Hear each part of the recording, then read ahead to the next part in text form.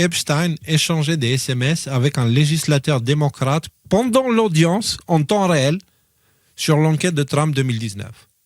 Okay? Donc, les développements récents ont porté sur les allégations selon lesquelles le député démocrate Stacey Plaskett aurait échangé des SMS avec Jeffrey Epstein, vous savez qui c'est, lors d'une audience du Congrès en février 2019, au cours de laquelle Michael Cohen a témoigné au sujet de Donald Trump. Les nouveaux documents provenant de la succession d'Epstein, dont plus de 20 000 pages fournies par la commission de surveillance de la Chambre des représentants, montrent qu'Epstein semblait envoyer des SMS à Plaskett en temps réel pendant l'audience. Une représentante américaine qui était guidée par Epstein sur ce qu'elle doit dire sur l'enquête contre Trump, en temps réel. Donc attends, c'est elle qui a interrogé Cohen, c'est ça, hein? C'est elle. À un moment donné, oui. Voilà. Ok, d'accord. Ok. Donc, notamment, lui donnant des conseils sur les questions à poser, notamment l'incitant à interroger Ronna Graff, l'ancienne assistante de direction de Trump. Le bureau de Plaskett a confirmé qu'il avait reçu des SMS d'Epstein pendant l'audience, les décrivant comme faisant partie d'un flux plus large, blablabla. Donc, ils essayent de couvrir le truc, mais si vous regardez les échanges elles-mêmes, Cohen brought up Ronna, Keeper of the Secret. Donc, tu vois, c'est la même adresse. G-E-E-U, Cohen brought up Ronna. OK? Il faut regarder l'air, on va voir un truc après. Ronna? Demande-elle. Il lui dit, vite, dis-moi, parce que je suis la prochaine. Est-ce que c'est un acronyme, Ronna, ou c'est quoi? Elle ne sait même pas qui est cette personne, ou qu'est-ce que ça veut dire, Ronna. Et Epstein, qui lui dépend, c'est son assistant, à Trump. Donc, c'est en train d'arriver en temps réel. Donc, j'ai quelqu'un, Asmongold, je sais pas, je pense beaucoup de gens le connaissent. C'est quelqu'un qui fait des vidéos. Et là, il a analysé cette histoire et il a mis les vidéos avec le timecode de l'audience et l'échange des messages, l'échange en temps réel. Vous vous souvenez de la femme qui a été exposée pour avoir parlé à Jeffrey Epstein, lui envoyant des textos pendant une audition au Congrès? Et Epstein qui lui demande à 7h42, tu mâches un chewing-gum? Elle qui dit non, plus maintenant. Epstein qui dit, Cohen a mentionné Ronna, gardienne des secrets. Ronna, c'est qui? Vite, dis-moi, est-ce que c'est un acronyme?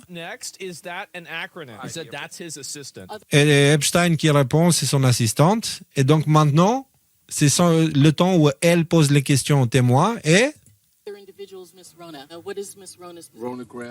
là, elle pose la question sur Ronna, sur Madame Ronna. Et blablabla, blablabla. He goes, good work. Et juste après qu'elle ait parlé de ça, Epstein qui lui envoie un message, bon travail. Guys, this is exactly... En temps réel. En temps réel, c'est-à-dire que les personnes là qui parlent et qui posent des questions, ok, si elle l'a fait, je suis sûr qu'il y en avait d'autres, ils recevaient par SMS ce qu'il était censé dire lors de l'audience pour accuser Trump. Comment tourner?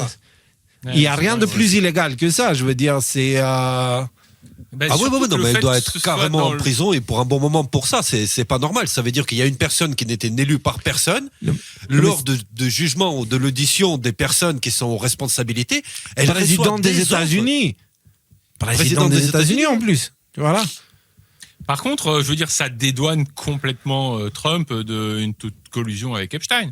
Parce qu'on voit qu'Epstein, il est en train de faire tout son possible pour qu'il y ait quelqu'un qui est en train qui lui pour pose le des faire problèmes. tomber. Là, c'est Michael Cohen qui était en train d'être interrogé, qui était son avocat, qui s'était plus ou moins tourné contre lui dans des circonstances dont je me souviens plus.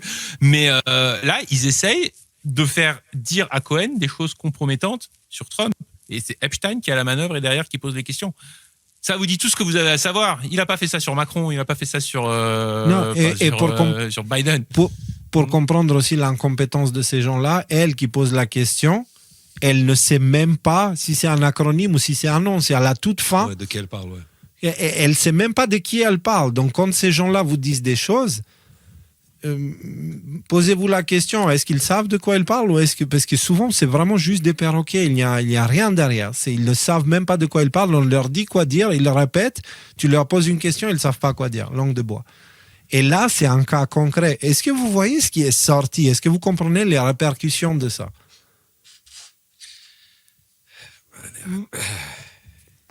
Je suis un peu hors de focus, excusez-moi, hein, je sais pas, genre tout flou à l'image. Est-ce que c'est pas la connexion? Je sais pas, vous me voyez flou ou pas, vous? Oui. Rudy, concentre-toi. Bah non, mais bon, après je vais me faire engueuler, mais si c'est la faute à la connexion, c'est pas la mienne du coup. Voilà. Bon, ok. Floufi. Peut-être que je vais me déflouter. C'est la même connexion que Nico. Hein. Donc je pense que c'est toi dans ta tête, tu es devenu un peu flou et ça se manifeste. T'es pas net. T'as dû mettre le doigt devant la caméra non, ou un truc comme ça. Je me reconnecte, hein, les gars, je continue, je reviens dans une seconde. Ok. Pendant que... Écoute, maintenant, je suis de retour. Ouais. Maintenant, il s'agit de relever...